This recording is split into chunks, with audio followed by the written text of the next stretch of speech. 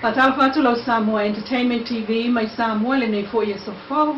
A mai so ta po inga Atamua matina matua. Te lava mo mai ai tato fa salonga le nei tu lapo. Malo le soifua o sine fa. Ua toi sui le whaatatianga o ngā rue ngal whaamsinonga whaaitu malo.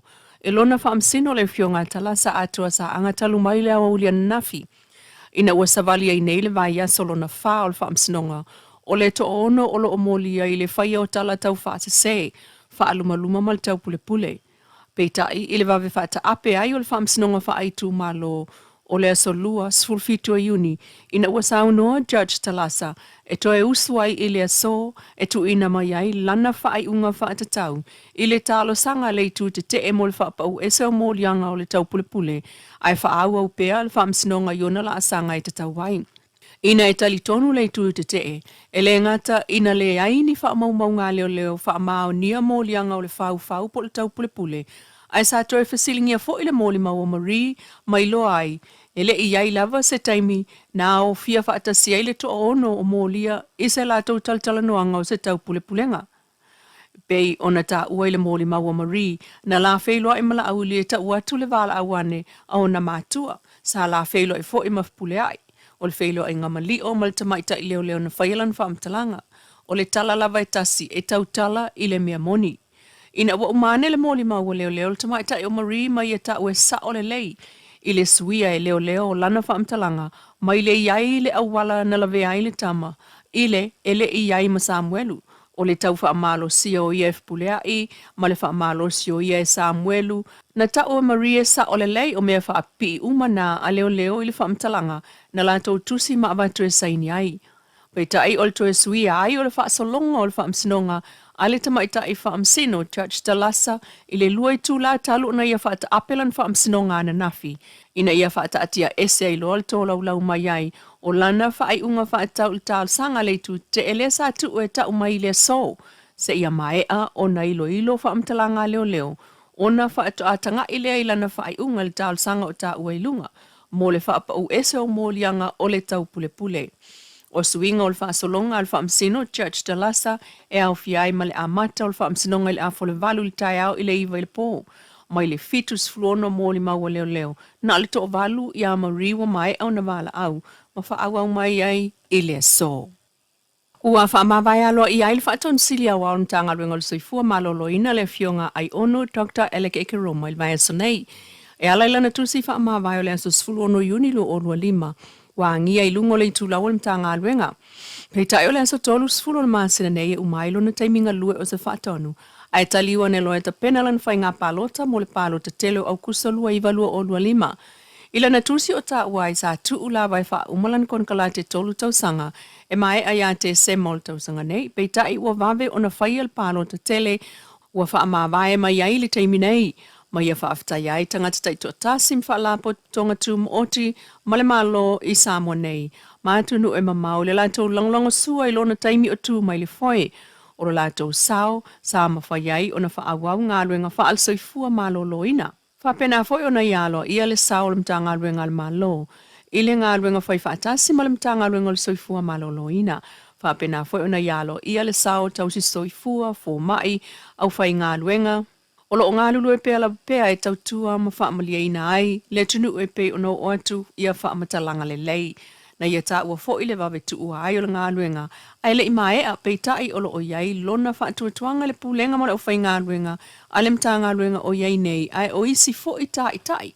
Ua o lato ngā whatia le whaatautainga o le au onanga. O lana whaamawaenga o le a le mo wai pēa. E whaawau lava o na tuatu lana langolango le mta ngā luenga, ma le vaenga o le soifua maloloina po o whea lava e iai.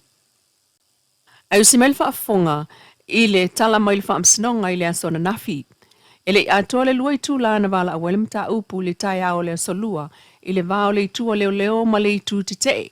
I lumo le whaamsino talasa atoa sa anga o le whaamsinonga whaaitu malo.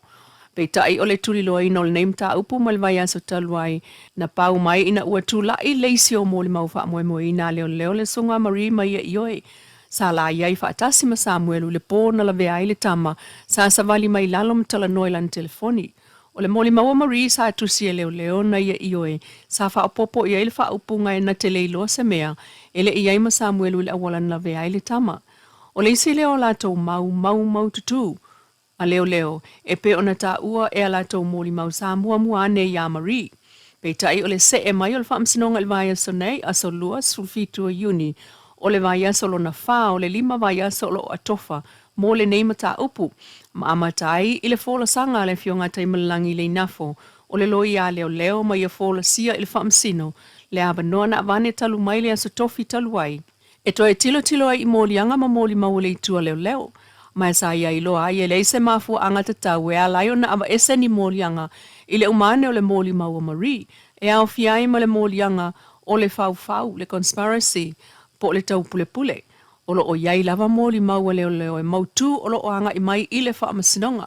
E wha mao ni ai molianga o le tau pule e manatu pe na o nisi molianga e so tanga i le moli mau Marie. Ai e le tau o na wha alea o ngaina i le moli mau o le fau po le tau pule. Pe ta ina fola sia le loia Samuelu ma sivai Mr. Richard Marchand, ma ta watu le wha masino le fionga talasa. Ele o mawhai e leitua leo on wha mao ni a mai molianga o le fau. Ele ni moli mau e wha vai mai ei, na awai wha atasi uma le to ono o lo o moli e le taimi e tasi, e whai wha atasi se la tau pule ngā po se fau nga. E o lava i leo e le aini moli mau e ilo ai, sa wha moe i statements sa tangata. Pe ana whai e iaini moli mau, ai se ana le iai ia ni wha mau ngā leo. Ai le ai lava ma se moli mau leo, o ta uai sa iai umale to ono lea, i se no whanga se tasi e whaia se tau pulenga. E o ia lise na wha a fia ia se tema ai o whaunga na tupu ia aperila, mai te tau ona iaini moli mau e wha mao ni ai le whaunga. E manatu le lo ia Samuelu, Mr. Marchand, e iai molianga e te tau na ave ese, e ui ina fina wane le lo ia Marie. Le fionga taima le langi sa le mau tonu pe na confuse Marie. Pe ta e manatu Richard, e le mawhai ona ia toi wha alea ngane lana moli mau o Marie. Pe ta ina fina wane le tamaita ilo ia palangi, Miss Catherine, o tu lai mo Samuelu e wha alea o ngā o molianga e wha o le whaunga, po le conspiracy, mo le taimi nei, e na o molianga o le whau o lo tau sa ngā tuaila to eva ese, no case to answer a o wha solo ele wha amsinonga. Mai le ai se mau, e wha vai mai ai oni whaunga. Mai o le talo sanga, ia tanga i ai le wha amsinonga e ava ese ai le wha pe o whai atu e ava ese. Ile e le ai se mau, na wha vai mai ai oni whaunga po ntau pulpulenga. Sa toi fisilingia lava Marie, mo se wha amao ninga o le tua inga o le whaunga. Pe ta intula i fōl ta mai ta ilo ia mero lui mai a ta ua i le tu tau le common law. I se so tanga le mta upule pena i se case whape i Samoa e pena fisilingia. E le se mea whapena na tupu i Samoa o le whaamsino lava ia e whai lana whai unga i lana lava pule. Whinau le loa ia li o whatamolama le sunga mapusua tania tro i loa i vaenga o tua i ai le whai o se whaunga, conspiracy charges, mai ia whea foi le no case to answer ai pule lava le whaamsino o ia e ana le whai unga. Na toe sau noa miro lui, o mōli mau leo e na mōli mau whaalongo, hia sei, leo lo whapea mai le lanto loia, o le a mai, lo na winga, a whai o lo whaamoe iai, le lanto whinaunga o whai nei, e na o tala whaalongo lava. Pei taina toe tau mawhai ane lava le loia leo. Le fionga taima le langi, whapea iai vaenga o le mōli mau o Marie.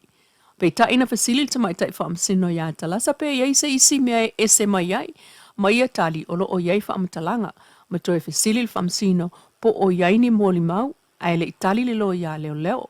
Ai puna ne loa le loia Samuelu, Miss Catherine, ma lau le pepelo le loia leo. Pei tai, na wha umai loa le fionga le whaamsino Judge Talasa, le mata upu, au le taina le se fululua i le asolua, ana nafi aso sufitu, se i au lia mai, le aso lulu se fulu valo iuni e tu ina mai ai lana whaai unga, i le talo sanga, le tu te e mol wha lea o ngā ina o mōli mau, o le whaunga po le conspiracy. Mai loa ai fo i le isi la sanga, o mōlianga ma mōli mau wha awau le nei lavam ta upu, ina ua toe vai aso ma le afa o lo to toe, ma le ono sulvalu mōli mau leo, ele i vala awina. Se tautua le nā, lau Samoa Entertainment TV mai Samoa le nei fo i aso, e wha moe le lofo le tua tātou tui whiro, e fo i aso a tai au se wha poponga, ai ma wha tai tuai i le Wendy's Design, mai funga lei, mō le wha la e.